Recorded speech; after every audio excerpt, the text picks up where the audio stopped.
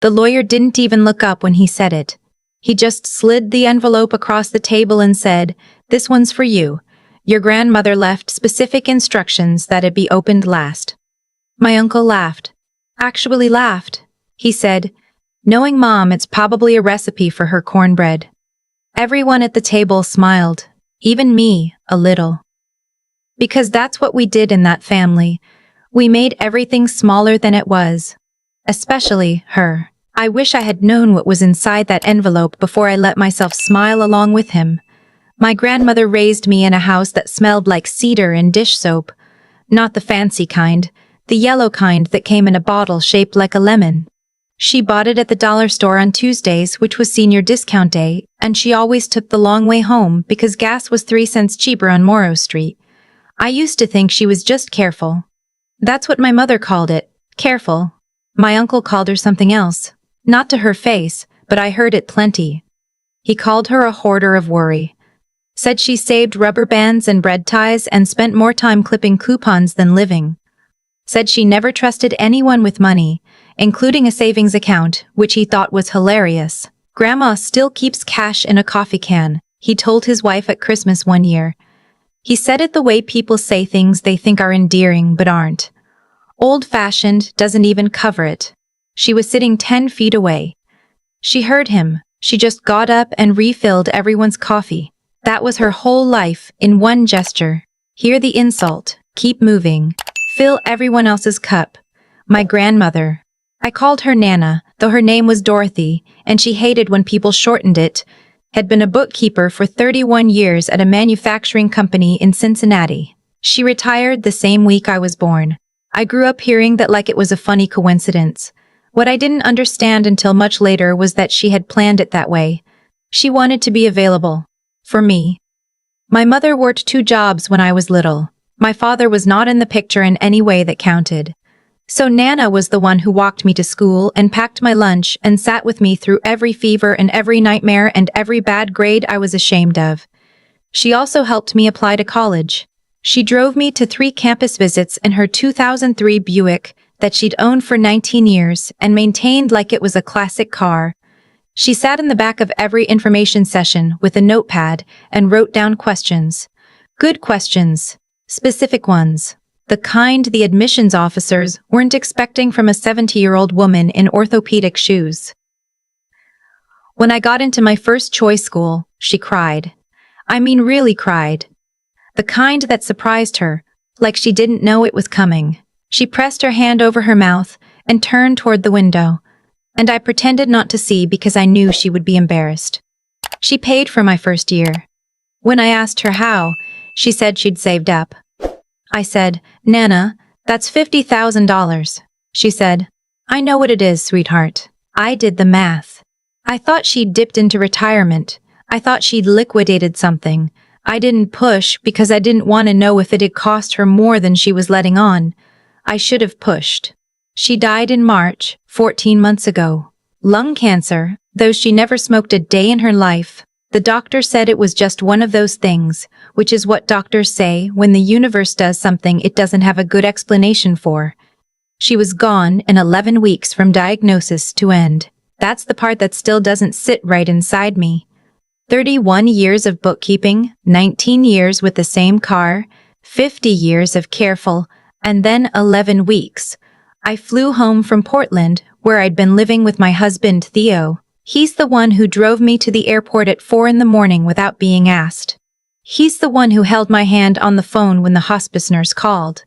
I want to say that clearly, because what comes later is about my family, and I don't want anyone to think I was alone in it. I wasn't alone. The funeral was on a Wednesday. My uncle flew in from Phoenix. His wife came with him, and their 2 adult sons, and everyone hugged and cried and said the right things. My mother was there, and she was wrecked, genuinely wrecked, because whatever else is true about their relationship, she loved Dorothy. She just didn't always know how to show it in the ways that counted. The reception after was at my uncle's son's house, which was large and newly renovated and had a kitchen island the size of a small boat. People ate from trays and talked about Nana in the past tense, and I sat in a corner with a glass of water and waited for it to be over. The reading of the will was scheduled for the following Friday. My uncle's idea, he said it was practical. He said there was no reason to wait. I didn't say anything. I was too tired. The lawyer's office was on the 4th floor of a building downtown that smelled like printer ink and old carpet. There were 5 of us, me, my mother, my uncle, his wife, and his older son, who'd driven in separately and arrived 7 minutes late and didn't apologize. The lawyer was a small, precise man named Mr. Drummond. He had reading glasses on a chain around his neck and a folder in front of him that he opened without ceremony. The will itself was straightforward. My mother got the house. My uncle got the Buick and the furniture and the collection of ceramic owls that Nana had kept on the windowsill in the kitchen. There were some smaller items, a ring, a quilt, a set of china that went to specific people with notes attached. My uncle was pleasant through all of it, nodding, agreeable. He'd had some tension with Nana over the years, I knew that, mostly around money. He'd borrowed from her twice that I was aware of, and repaid her slowly, and there had been a fight about it that I only knew about from my mother's second-hand account. But in that office he was gracious. He said the ceramic owls were exactly what she would have wanted him to have.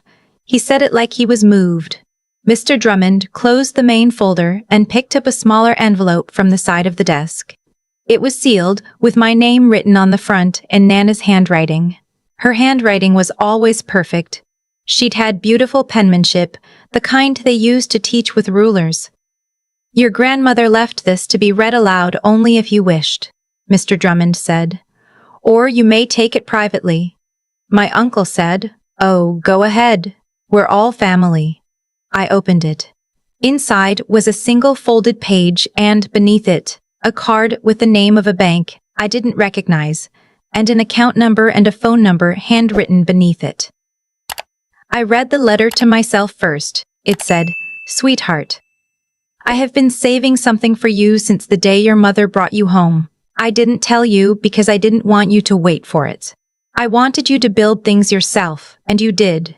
Whatever is in this account is yours to do with as you choose. I only ask that you don't let anyone make you feel like it is less than it is. It is not less than it is. I love you more than any number. Nana. My uncle said, What does it say? He wasn't asking rudely, he was just asking. Like he had a right to.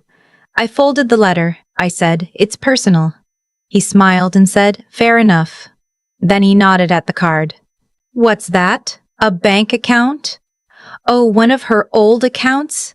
He waved his hand, the way he did when something was less interesting than he expected. She had a few of those. Probably a few $100, knowing Mom. His wife touched his arm, not to stop him. Just a reflex. My mother looked at me. She didn't say anything. She just looked. I put the card in my coat pocket and I didn't open it at the table. I didn't call the number in the lawyer's office or in the parking lot or on the drive back to my mother's house. I put it in my coat pocket, and I left it there, because I think some part of me knew that whatever was in it would change something, and I wasn't ready for things to change yet. I was still in the part of grief where everything is very still. I called the number 4 days later. I was sitting in the kitchen of my mother's house at 7 a.m. before she woke up, with a cup of coffee going cold in front of me. A woman answered.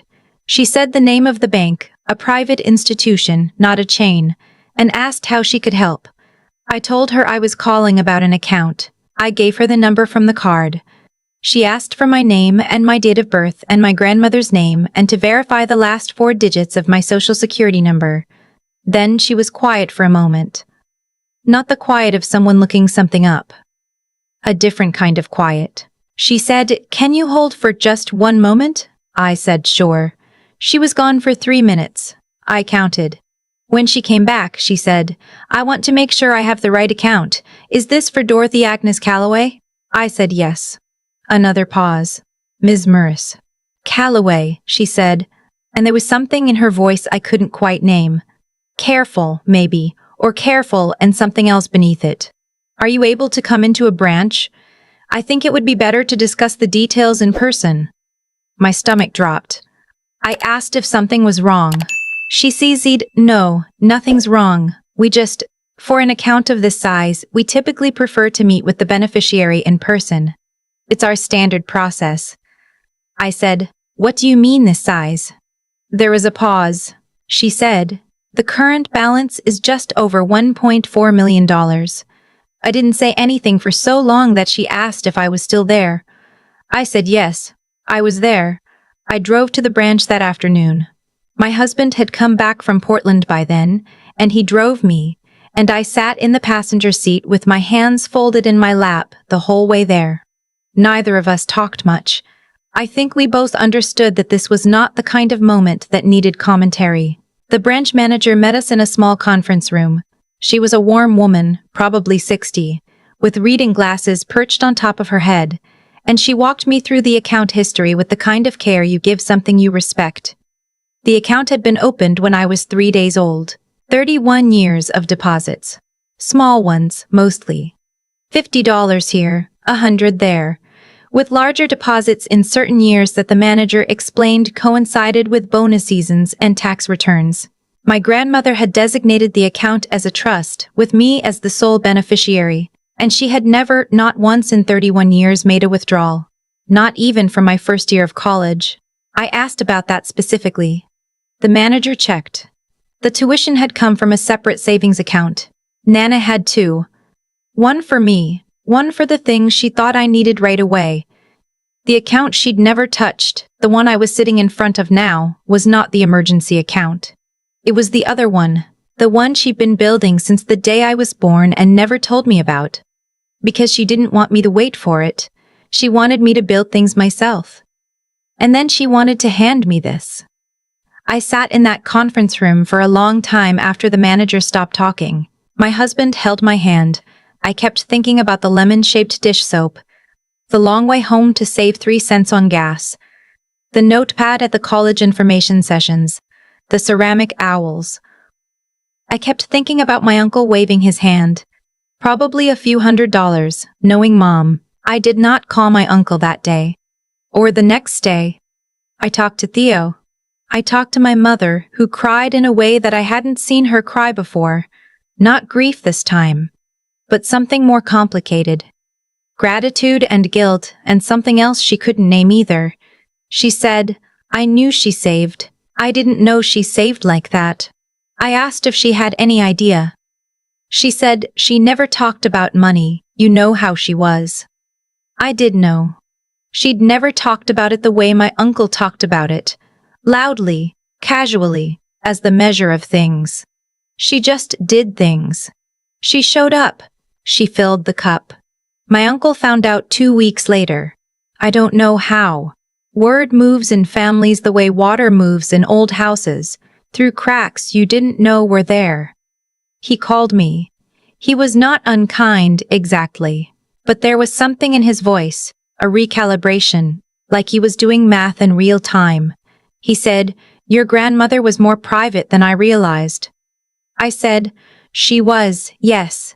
He said, "I hope you'll be smart with it." I said I planned to be. He said, "And this is the part I keep returning to. She always did have a soft spot for you. I just didn't know it ran that deep." I thought about saying a lot of things.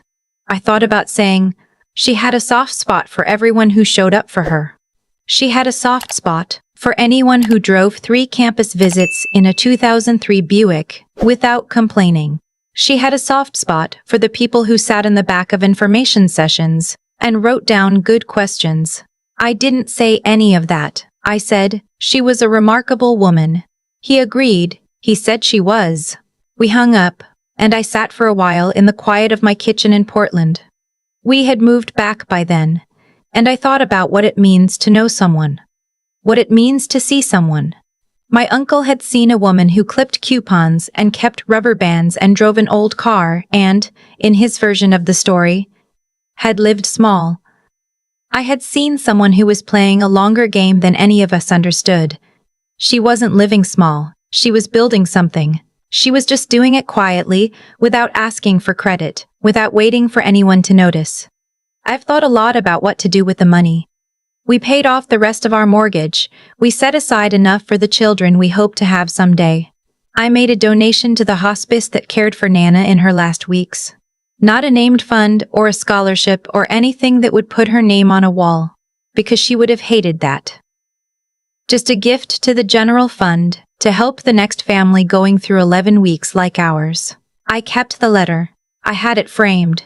It hangs in my office, and some days I read the last line when I need to remember something. I love you more than any number. I also kept the card from the bank. I don't know why, exactly. The account is mine now, managed differently. I don't need the card anymore. But I keep it in the top drawer of my desk, next to the letter, because it's proof of something I want to remember. Not the amount, not the number. The 31 years, the $50 deposits, the separate account for the things I needed right away, the plan she made the week I was born, and kept for 3 decades without ever saying a word. People talk about love like it's something you feel, like it's an emotion that happens to you. My grandmother taught me that love, real love, the kind that outlasts everything, is something you do. Every week, quietly, without witnesses. She did it for 31 years. She did it in $50 increments and Tuesday discount days and long routes home for cheaper gas. She did it in a way that asked nothing of me. Not gratitude, not acknowledgement, not even knowledge that it existed. She just did it. And then she was gone, and the letter was there, and the number was there, and I was sitting in a branch manager's office holding my husband's hand, finally understanding what she'd been saving for. Not a rainy day. Not an emergency. She'd been saving it for me to be free.